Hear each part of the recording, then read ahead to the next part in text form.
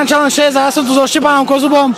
Štefan, ty si sem prišiel podporiť svojho kolegu, s ktorým robíte projekt. Povedz mi, ako si užíváš večer.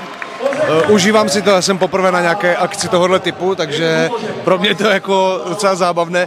Já nejsem úplně jako, jak se tomu říká, no, boxerský typ, jako, ale rád se na to podívám a líbí se mi, že to je spojené vlastně s těma příběhama, že to je i jako zábava a přišel jsem podpořit Fuča, protože děláme nějaké stand-upy spolu, tak proto. Čo hovoríš na zápasy momentálne? Tento jeden skončil tak kontroverzne.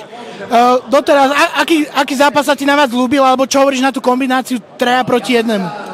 No na to jsem velmi zvědavý, na to 3 na 1, to mě hodně zajímá, ale já fakt tomu moc nerozumím, takže já tak jako zpovzdálí sleduju, potkal jsem tady Patrika, tak jsme si aspoň podali ruku Rytmuse a tak jako celé, já jsem takový jako tichý pozorovatel, já spíš přes ten humor, než přes ty bitky, no. No je to jasné, takže žiadny vzťah ako bojovým športom, hej, okrem boxu napríklad, hej, lebo viem, ako malý si robil judo.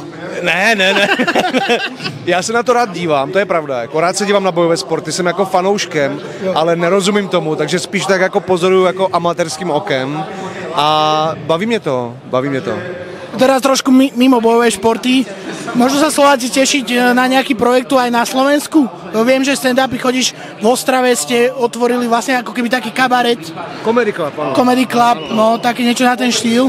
Môžu sa tešiť aj slovenských diváci, keďže sme na Slovensku? Ano, můžu přislíbit, že v tuhle chvíli řešíme se slovenskou stranou nějakou šňůru po Bratislavě, po případě by tady nějaký stand-up bychom udělali, takže ano. Ďakujem ti krásne za rozhovor, ešte si užij večer. Taky děkuji, hezký večer.